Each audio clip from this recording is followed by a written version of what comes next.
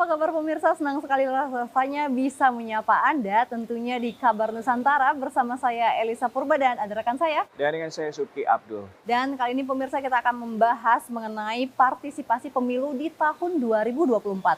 Dan telah hadir bersama kami untuk diskusi pada hari ini. Ada Bapak Ongku Hasibuan selaku anggota Komisi 2 DPR RI. Bapak, terima kasih atas waktunya Bapak. Sama-sama, terima kasih. Selamat pagi. Dan juga pemirsa telah hadir Bapak Nasmuddin Rasul selaku dosen komunikasi politik Universitas Andalas. Terima kasih atas waktunya Bapak. Baik, terima kasih. Assalamualaikum warahmatullahi wabarakatuh. Waalaikumsalam. Waalaikumsalam. Pak Ongku dan juga Pak Nasmuddin, ini pemilu 2024 sudah di depan mata. Kalau misalnya dari Pak Ongku sendiri nih sebagai anggota Komisi 2, bagaimana melihat persiapan penyelenggaraan pemilu baik dari para penyelenggara pemilu maupun juga Bapak mungkin yang juga sebagai peserta pemilu 2024? Ya, kalau kita bicara mengenai persiapan ya, tentu semua sedang bersiap nih sekarang ini. Dan saya kira kalau kita bicara dari penyelenggara pemilu, sepanjang yang saya lihat sampai dengan hari ini, menurut saya keseriusan daripada penyelenggara pemilu untuk persiapan ini cukup baik. Dan menurut saya mereka juga sudah berbuat semaksimal mungkin. Dan toh hari ini toh masih berjalan terus ya. Ya, beberapa tahapan telah dilalui, ya, beberapa tahapan misalnya penyusunan undang-undang pemilu, peraturan pemilu, kemudian juga verifikasi peserta pemilu, pendaftaran, pemilihan panitia ad hoc dan seterusnya itu sudah dilaksanakan oleh kawan-kawan dari KPU maupun dari Bawaslu. Saya kira kesiapan ini sampai sejauh ini menurut saya sih cukup baik dari sisi mereka. Dan tentunya ini masih dalam proses ya. Ada yang sudah rampung, ada yang masih berjalan terus dan saya pikir sih ini on the track lah. Ya. Oke. Dari sisi mereka ya. Dari sisi kami sendiri dari partai tentu kami juga sedang bersiap. Hanya saja ini kan kita terus terang masih menunggu keputusan tentang MK ini ya, tertutup terbuka ini. Tentu akan ada barangkali perubahan-perubahan yang ya saya nggak tahu, tergantung dari partai masing-masing ya. Bagaimana strategi berikutnya kalau misalnya ini jadi tertutup, bagaimana jadi terbuka. Ya, posisi kami sendiri kalau dari Partai Demokrat, tentu kami tetap menginginkan adanya terbuka karena itu adalah representasi dari hak kedaulatan rakyat itu betul-betul ada di tangan rakyat. Jangan sampai rakyat tercabut dari wakil-wakilnya begitu. Kurang lebih begitu. Oke, kalau dari Pak Nat sendiri, dari kacamata selaku masyarakat awam melihat persiapan pemilu, karena kita sudah mulai memasuki tahun politik ini Pak. Betul. Terima kasih Mbak Rida ya. Terima kasih. Sama-sama. Pak Hasibuan. Jadi begini, saya melihat KPU sebagai organizing di dalam pemilihan umum ini sudah membuat tahapan-tahapan pemilu. Nah, jadi tahapan-tahapan pemilu itu hari ini sudah memasuki tahap kesekian gitu ya. Sehingga partai-partai politik sudah mempersiapkan, diantaranya DPD mau sudah mendaftar. Sebentar lagi partai akan mencalonkan siapa kandidat-kandidat yang akan diajukan sebagai anggota parlemen. Itu yang pertama saya melihat. Jadi secara keseluruhan KPU sudah bekerja secara maksimal, namun di sana sini mungkin ada kekurangan-kekurangan yang perlu kita perbaiki. Nah, kekurangan-kekurangan ini seperti misalnya ada statement-statement dari beberapa komisioner itu yang mengundang pertanyaan masyarakat. Nah, ini jangan dilakukan oleh komisioner KPU sehingga tidak memancing pertanyaan, bahkan bisa menciptakan yang kita mau bicarakan hari ini, partisipasi politik itu. Dia akan berdampak ke sana ujungnya. Oleh karena itu, saya minta kepada kawan-kawan komisioner bekerjalah berdasarkan regulasi yang ada. Kemudian jangan menciptakan suasana yang memancing kekeruhan di masyarakat. Itu yang saya perhatikan. Nah, di samping itu akan berdampak nanti kepada kebijakan-kebijakan dari pelaksanaan pemilu itu sendiri. Nah, itu yang perlu kita perhatikan. Dan Komisi 2 misalnya akan mengawasi hal itu semuanya. Nah, ini perlu diperhatikan baik-baik sehingga pemilu kita itu berlangsung dengan baik dan sempurna. Kita tahu pemilu itu adalah alat demokrasi untuk mencapai sebuah hasil yang ujungnya adalah kesejahteraan masyarakat. Dan ini menyangkut juga dengan black campaign ya Pak, mungkin yang bisa kita temukan memasuki tahun-tahun politik. Kalau mungkin dari Pak Ongku sendiri melihat bagaimana kira-kira peran dari Komisi 2 untuk mengawasi agar semuanya ini berjalan, bukan hanya kuantitas dari pemilunya yang makin meningkat dari tahun pemilu ke tahun, tapi juga kualitasnya. Ya, kalau kita lihat dari segi kuantitas ya, tingkat partisipasi misalnya ya, kalau dulu kan sudah sekitar 70-an ya, tapi barangkali terakhir kalau nggak salah tahun 2019 itu sekitar 81%. 81%, ya benar. Dan itu saya kira ya cukup baik ya. Ini terjadi peningkatan di masyarakat bagaimana partisipasi tersebut. Nah, kami sendiri dari Komisi 2 itu tetap mengawal ini. Seperti yang disampaikan oleh Bapak tadi, adanya komentar-komentar dari komisioner-komisioner tertentu yang menimbulkan keriuhan-keriuhan atau katakanlah dinamika yang muncul di masyarakat. Ya kami dari Komisi 2 juga mengkritisi hal tersebut. Ya, kami menginginkan agar semua ini berjalan sesuai relnya, sesuai kata Bapak tadi. Jangan keluar dari tupoksinya saja gitu ya. Kalau kita keluar dari tupoksi itu. Tapi Bapak melihat ada hal itu terjadi di di penyelenggara pemilu kita, ada keluar dari tupoksi seperti yang tadi Pak sampaikan Pak Najmudin? Sebetulnya barangkali begini, saya melihatnya itu begini. Ada hal-hal yang seharusnya tidak perlu dikomentari. Contohnya seperti apa Pak? Ya seperti misalnya bahwa mendahului lah. Kalau saya mengatakan itu semacam mendahului bahwa oh sebentar lagi hati-hati loh, jangan sampai udah jor-joran sekarang padahal nanti kemungkinannya ada tertutup. Itu seharusnya tidak dilontarkan oleh seorang komisioner KPU. Menurut kami begitu ya. Oke. Harusnya tidak begitu. Harusnya ya sudah proporsional saja. Biarkan saja itu mengalir karena semua orang itu tahu itu ya. Bahwa kita juga mengamati hal tersebut gitu. Bahwa ada dinamika di masyarakat, pendapat-pendapat dan seterusnya, biarkan saja. KPU harusnya bekerja di jalurnya masing-masing saja. Gitu. Ya. Tapi oke lah, tapi itu sudah berjalan. Kita pun di Komisi 2 itu mengkritisi hal tersebut dan kita berharap mencari solusi. Ya kita tidak mempersoalkan hal-hal yang ya keriuhan-keriuhan ini, ya anggaplah itu sebagai dinamika. Ya mungkin itu juga menjadi menarik perhatian sehingga semua orang jadi tertarik dengan pemilu ini. Ya mudah-mudahan ini menjadi positif. Ya kita sendiri dari Komisi 2 itu mengawal. Kita berharap supaya KPU berjalan dengan relnya. Bawaslu juga demikian. Yang paling penting sekarang itu sosialisasi. Bagaimana sosialisasi ke masyarakat itu berjalan dengan baik supaya partisipasi itu lebih baik lagi. Bukan hanya kuantitasnya tetapi juga kualitasnya.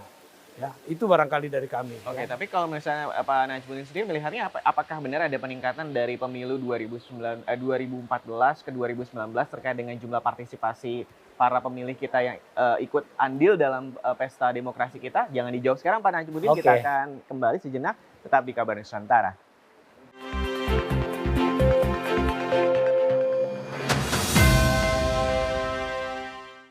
Kembali lagi di Kabar Nusantara. Pak Najmudin, ini ada data kita 2014 partisipasi politik 75%, di 2019 ini mencapai 81%. Apakah benar memang ada peningkatan dari tingkat partisipasi politik kita Pak di setiap kali pemilu? Baik, terima kasih Rizky ya. Mengenai angka partisipasi politik, sebelum saya masuk ke sana, saya ingin kembali dulu ke KPU tadi ya. KPU sebagai event organizer helat demokrasi 5 tahunan, dan mereka dibayar oleh negara triliunan rupiah dengan tujuan adalah menciptakan proses demokrasi yang baik. Itu yang pertama. Oleh karena itu saya berharap kalau tadi saya mengatakan agar KPU bekerja on the track sesuai dengan regulasi. Kemudian jangan berikan statement-statement yang mengundang keriuhan di masyarakat. Nah, yang terakhir saya minta kepada komisioner KPU transparan di dalam menetapkan partai politik yang ikut sebagai peserta pemilu. Jangan mengundang semacam pertanyaan besar, big question di masyarakat. Ada partai tertentu tidak lolos, setelah diverifikasi lolos. Kemudian ada informasi ini tidak layak lolos, dia lolos. Nah ini harus dijelaskan ke masyarakat oleh komisioner bahwa ini partai ini memang layak untuk ikut pemilu 2024. Nah oleh karena itu ini berkaitan erat dengan partisipasi. Sebab kalau diawali dengan ketidakpercayaan masyarakat kepada penyelenggara pemilu, saya melihat tren partisipasi politik terutama pemilih pemula itu adalah akan menurun. Kalau tadi dikatakan tahun 14, kemudian 2019 naik, kita harus petakan ya, kita petakan secara demografis, yang berumur 17-21 adalah pemilih pemula. Dan ini relatif banyak. Nah, mereka 17-21 adalah pemilih pertama kali. Dan mereka sangat rasional. Kalaulah cara-cara komisioner KPU memberikan informasi sosialisasi dengan baik yang bisa diperdebatkan, debatable, anak-anak muda ini sifatnya demikian. Oke, apalagi kita ketahui bahwa anak-anak muda ini kan termasuk yang kritis gitu ya. Sangat kritis. Karena faktor pendidikan mereka relatif bagus, informasi mereka banyak peroleh, mereka well informed ya. Nah, karena dia menggunakan dan mendapat informasi dari media sosial. Oleh karena itu kita kami dari perguruan tinggi mengingatkan kawan-kawan di Komisi Pemilihan Umum untuk bekerja sesuai dengan regulasi, memberikan informasi secara transparan, dan kemudian mengajak semua komponen untuk mensosialisasikan bahwa pemilu adalah bagian dari demokrasi. Oke, kalau dari Pak Ongko sendiri melihat sejauh ini yang sudah dilakukan oleh KPU dan juga pengawasan dari Komisi 2, apakah yang sudah beredar di media untuk meningkatkan partisipasi politik ini sudah on track, Pak? Sekarang begini ya, sebelum saya jawab itu ya, yang disebut partisipasi ini kan sebetulnya luas ya. Partisipasi masyarakat terhadap pemilu ini sebetulnya mulai dari mengkritisi saja juga sudah partisipasi. Oke. Ya, kemudian memberikan masukan-masukan terhadap apa yang harus dilaksanakan dan sebagainya, itu juga partisipasi. At the end memang itu partisipasi itu yang diharapkan adalah presence dan mencoblos. Kan begitu. Jangan golput kan begitu ya kira-kira ya. Tetapi kalau kita bicara partisipasi, saya pikir sekarang dengan pengawasan yang ada di medsos saja yang sudah sedemikian tinggi, itu sudah partisipasi yang luar biasa. Nah, hanya saja akhirnya seperti apa, itu yang kita harapkan kan. Nah sekarang, sebagaimana Pak Najamuddin sampaikan tadi, menurut saya adalah pemilih pemula ini nanti cukup besar jumlahnya. Saya lupa angka presentasinya, tapi besar ya. Mungkin sekitar 40% barangkali pemilih pemula ya, yang usianya 17 tahun. 17 tahun ke atas. Termasuk juga pensiunan TNI Polri yang juga akan ikut memilih pada saat ini gitu ya. Jadi pemilih pemula ini sangat besar, maka sosialisasi itu penting. Nah kemudian tadi tingkat kepercayaan yang disampaikan oleh Pak Najamuddin. Tingkat kepercayaan publik itu tidak cukup hanya dengan media-media sosial sebetulnya. Perlu dilakukan sosialisasi yang lebih dalam lagi ke masyarakat. Itu sudah Bapak melihatnya sudah dilakukan belum oleh para penyelenggara pemilu kita saat ini? Saya lihat itu sudah dilakukan walaupun di tahun 2022 yang lalu itu belum sepenuhnya berjalan maksimal ya. Karena kita juga dari Komisi 2 ikut juga terjun untuk melakukan sosialisasi tersebut bersama-sama dengan kawan-kawan dari KPU dan juga Bawaslu ya. Jadi di situ juga ada misalnya nih di Bawaslu misalnya itu juga ada yang disebut dengan pengawasan partisipatif. Ya, masyarakat diajak untuk bisa mengawasi, tetapi mereka juga harus menyiapkan lembaga. Lembaganya itu cukup lembaga swadaya masyarakat saja atau lembaga yang dibuat di masyarakat, mereka mendaftarkan diri ke Panwaslu. Nah, dengan cara itu nanti harapannya tentunya adalah untuk meningkatkan tingkat akuntabilitas daripada pemilu ini. Tidak seperti selama ini diserahkan kepada hanya Panwaslu saja begitu. Barangkali begitu ya. Nah, kalau dari Pak Nat sendiri, mungkin ini kan sering bergelut dengan mahasiswa nih. Ya. Pasti banyak juga yang termasuk dalam pemilih pemula. Kira-kira minatnya kalau Bapak lihat bagaimana, Pak? Baik, terima kasih Mbak Elsa ya.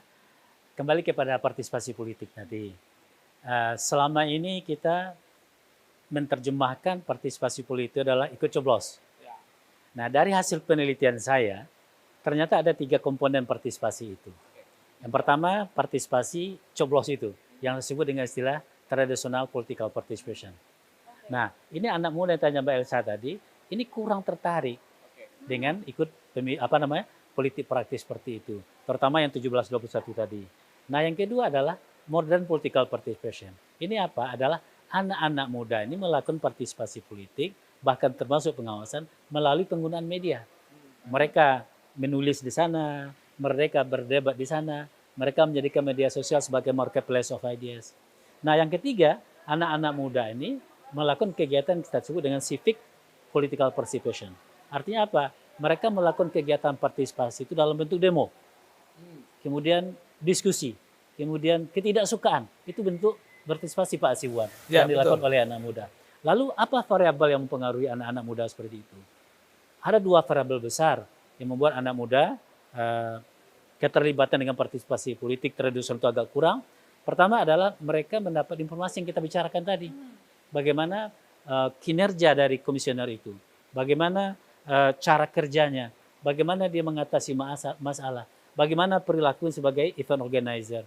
Itu yang mereka peroleh itu melalui media sosial. Dan mereka coba membandingkan dengan dunia-dunia internasional seperti Amerika, Eropa. Mereka dapat informasi itu. Nah, itu yang variabel besarnya. Variabel keduanya adalah muncul nilai-nilai baru yang saya sebut dengan inject citizenship ya. Nilai-nilai baru itu ada apa? Anak-anak muda ini, kalau dulu ayah saya partainya X, dia sekarang mau ganti partainya X. Ada perubahan nilai. Nah, jadi namanya inject. Yang ketiga, dalam norma kewarganegaraan itu, yang diduga berpengaruh signifikan terhadap pola perubahan partisipasi adalah yang disebut dengan compliant citizenship.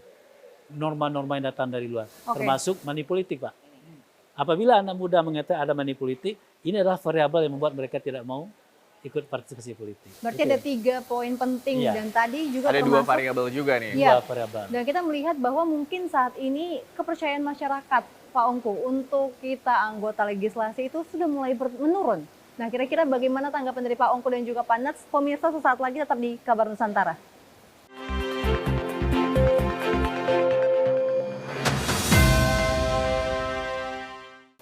Dan pemirsa, kita kembali di Kabar Nusantara masih terkait dengan pemilu 2024 dan bagaimana partisipasi masyarakat untuk mengikuti pemilu ini. Dan kita mungkin ke Pak Ongko dulu. Mungkin kita melihat Pak bahwa mungkin banyak sekali pendapat di media bahwa kondisi legislasi saat ini mungkin belum bisa dikatakan ideal. Nah, ini mungkin mempengaruhi juga bagaimana partisipasi untuk pemilih pemula juga termasuk dalam nanti pemilu 2024. Bagaimana Bapak menanggapi hal ini? Ya, begini ya Mbak ya. Jadi bagaimanapun saluran politik itu ya memang harus lewat partai politik yang ada. Dan kemudian legislatif ini, lembaga-lembaga legislatif ini adalah mau suka atau tidak suka, inilah cara kita menata negara ini. Kan ada lembaga trias politika itu ya, ada legislatif, yudikatif, eksekutif dan sebagainya. Jadi ya sekarang kalau disinyalir adanya penurunan katakanlah kepercayaan masyarakat Ya. kepada legislatif, saya kira itu juga pengaruh daripada banyak faktor ya. Antara lain misalnya adanya media sosial yang sekarang sangat terbuka. Sesungguhnya media sosial ini juga kadangkala juga belum tentu akurat ya sebetulnya. Tetapi demikian pun sebetulnya kayak misalnya adanya TV Parlemen ini yang setiap saat menyiarkan langsung broadcast semua kegiatan-kegiatan daripada legislatif, sebetulnya harusnya ini bisa disikapi dengan baik ya, bahwa ini merupakan transparansi daripada lembaga ini gitu. Bahwa ada beberapa oknum-oknum tertentu yang barangkali menimbulkan katakanlah image atau menurunnya kepercayaan daripada masyarakat terhadap lembaga ini, ya itu bisa jadi. Tapi tidak semua juga gitu ya. Saya kira kalau memang masyarakat melihat misalnya persidangan-persidangan, itu bagaimana lembaga ini sebetulnya semua orang di dalam lembaga itu, seperti kami di Komisi 2, semua partai apapun di Komisi 2 itu semua betul-betul memperjuangkan apa yang disampaikan oleh masyarakat. Hanya saja kadang-kala ini tidak sosialisasikan dengan baik kepada masyarakat, sehingga muncullah image-image yang seperti tadi. Oke. Ya, terkait dengan money politik itu kan segelintir orang oknum ya. Ya, itu oknum-oknum tertentu yang memanfaatkan money politik ini karena kurangnya apa istilahnya itu kalau menurut saya ya kapasitas politik dia sendiri itu bagaimana? Akhirnya dia tutupi sendiri dengan cara money politik. Nah, ini sebetulnya racun buat demokrasi kita. Ya. Racun-racun ini yang harusnya kita berantas secara bertahap. Barangkali Ya. itu.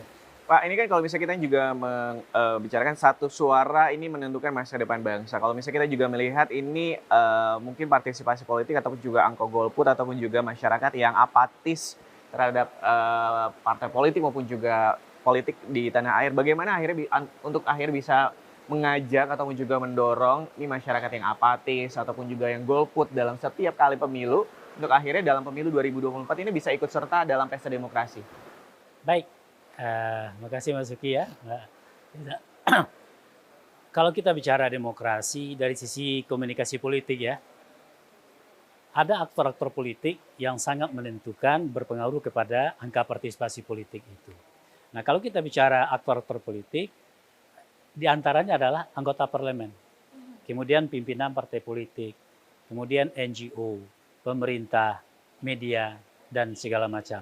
Nah, oleh karena itu khusus kepada anggota parlemen dan terlebih khusus lagi pada Komisi 2 sebagai mitranya pelaksanaan pemilihan umum, bagaimana dia melakukan fungsi watchdog-nya, pengawasannya terhadap pelaksanaan jalannya proses pemilihan umum yang dilaksanakan oleh KPU itu.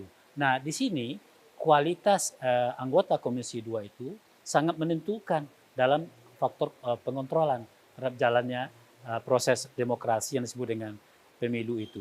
Oleh karena itu, kita melihat salah satu faktor lain yang bisa meningkatkan partisipasi politik atau publik itu adalah bagaimana aktor politik itu menyampaikan pesan-pesan yang relevan dengan Keadaan. konstituennya. Nah misalnya anak 17-21 tentu akan berbeda pesan politik kita sampaikan kepada orang yang berumur 22-40 tahun dan seterusnya. Nah ini menyangkut kepada kualitas dari seorang anggota parlemen. Dan kalau mereka ingin maju lagi kontestan 2024, persiapkan diri untuk itu. Untuk berkomunikasi dengan baik dengan para konstituennya atau dengan masyarakat lain. Sehingga orang lain yakin dan percaya dengan dia bahwa dia bisa menjadi aktor politik yang bisa menyuarakan suara masyarakat. Oke, kalau dari Pak Ungku sendiri bagaimana nih Pak untuk akhirnya bisa mengajak untuk para masyarakat yang masih apatis ataupun juga yang pada pemilu-pemilu sebelumnya masih golput atau tidak memilih. Kalau dari Pak Ungku sendiri sebagai anggota DPR maupun juga sebagai di partai di Demokrat sendiri bagaimana melihatnya? Ya, sekarang kalau dicurigai bahwa yang angka golput itu dari pemilih pemula, sebagaimana Pak Najamuddin tadi menyampaikan, kami sendiri dari Partai Demokrat itu punya tagline, muda adalah kekuatan. Good. Oke. Ya, jadi tagline kami itu muda adalah kekuatan. Wow. Jadi kami itu setiap saat itu membentuk jejaring, kami melakukan sosialisasi ke sekolah-sekolah, ke mahasiswa dan sebagainya. Itu kita lakukan itu. Itu antara lain ya yang kita lakukan supaya masyarakat itu benar-benar melihat, dan kami mengusung apa yang kami sebut dengan perbaikan dan perubahan. Perubahan dan perbaikan. Perubahan dan perbaikan. Jadi kita ini harus berubah. Yang sudah baik kita tidak rubah. Yang belum baik kita perbaiki. Nah ini kalau dari Partai Demokrat itu begitu. Nah ini kita sosialisasikan terus ke anak-anak muda. Dan alhamdulillah sekarang ya alhamdulillah ya elektabilitas Demokrat itu naik di kalangan muda. Berkaitan dengan kebijakan mungkin Pak ya. Kebijakan dari KPU bagaimana dia melibatkan semua orang untuk sosialisasi. Ya, Meningkatkan betul. partisipasi. Kemudian kebijakan partai politik seperti Demokrat tadi ya. Betul. Dia sudah punya kebijakan orientasi anak-anak muda. Bahkan pemimpin muda. Ini menyangkut dengan polisi kebijakan. Nah dalam polisi itu bagaimana dia mengkomunikasikan kebijakan-kebijakan itu. Exactly. Nah itu tambahan dari Nah, Berarti kita Pak Ungku membangun jaringan optimis. itu. Nah, itu Kita dia, membangun networking-nya jaringan itu. itu. Kita dari partai sendiri membangun jaringan dan kita mengajak KPU juga melakukan sosialisasi ini terutama di kalangan anak-anak muda, SLTA, mahasiswa dan seterusnya. Kita lakukan itu. Jadi harapannya tentu ke depan kesadaran anak-anak muda ini semakin tinggi dan semakin terbuka. Transparansi ini penting buat mereka. Saya kira itu bahwa media sosial ini banyak juga yang arahnya ke sana kemari ya. Sehingga ini perlu diluruskan. Dengan adanya kita bertemuan langsung dengan masyarakat bersama-sama dengan KPU dan Bawaslu, diharapkan tentunya adalah ini akan mengundang partisipasi yang lebih baik daripada masyarakat. Oke. Ya. Pak Ongko dan Pak Dancu ini berarti yakin optimis di pemilu 2024 ini angka partisipasi politik kita akan meningkat atau malah menurun? Kita harus berjuang untuk itu. Ya, saya kira kita harus berjuang untuk itu. Jadi optimis untuk meningkat berarti Pak? Pemilu kita yang akan datang ini harus lebih baik dari yang sebelumnya. Oke. Baik dari sisi kuantitas maupun dari sisi kualitas. Kapan lagi kita berubah kalau bukan sekarang? Nah itu, 2024 ini menurut saya adalah momentum perbaikan ke depan gitu. Jadi kalau sekarang kita harus upayakan itu. Kita semua, baik partai politik maupun penyelenggara pemilu, maupun kita semua akademisi dan sebagainya, kita harus mendorong bahu-membahu bagaimana supaya demokrasi kita ini kualitasnya semakin baik dan juga semakin baiklah pemimpin-pemimpin maupun wakil-wakil rakyat yang kita hasilkan dari pemilu 2024. Oke, Pak Najamuddin. Peran Pak Nats juga selaku akademisi juga ya. Oke, saya melihat begini. Bicara peningkatan kualitas partisipasi politik di 2024. Tadi saya sudah menyampaikan beberapa variabel dan faktor ya. Ada faktor lain yang mesti kita perhatikan. Tadi sudah disinggung Pak Hasibuan ya. Faktor aktornya itu, kualitas calon legislatif, calon presiden. Ini sangat menentukan keterlibatan warga dalam pemilu 2024. Ini sekarang kita lihat saja bagaimana di media sosial hari ini. Kemarin saya lihat dengan pencapresan secara de facto Pak Anies, secara yuridis, secara de jure belum, secara de facto sudah ada 3 partai, Nasdem, Demokrat, dan PKS. Itu sudah bagaimana orang keterlibatannya. Antusiasmenya meningkat. Nah ini sebuah fenomena saya itu. Tapi berarti terakhir optimis untuk akhirnya di pemilu 2024 ini akan meningkat Pak? Insya Allah kalau kualitas aktornya juga meningkat. Oke. Dan kita harapkan seperti demikian para penyelenggara pemilu bisa mewujudkan nantinya iklim demokrasi kita di pemilu 2024 ini bisa terselenggara dengan baik, jujur dan adil. Dan pastinya ini adalah akhir dari Kabar Nusantara episode hari ini. Saya Subki. Terima kasih sekali lagi Pak Ongko Hasibuan, Pak Najamuddin sudah hadir. Dan saya Subki Abdul dan juga rekan saya. Dan saya Elisa Purba beserta seluruh kerabat kerja yang bertugas mengucapkan terima kasih telah menyaksikan Kabar Nusantara dan sampai jumpa. Sampai jumpa. Terima kasih.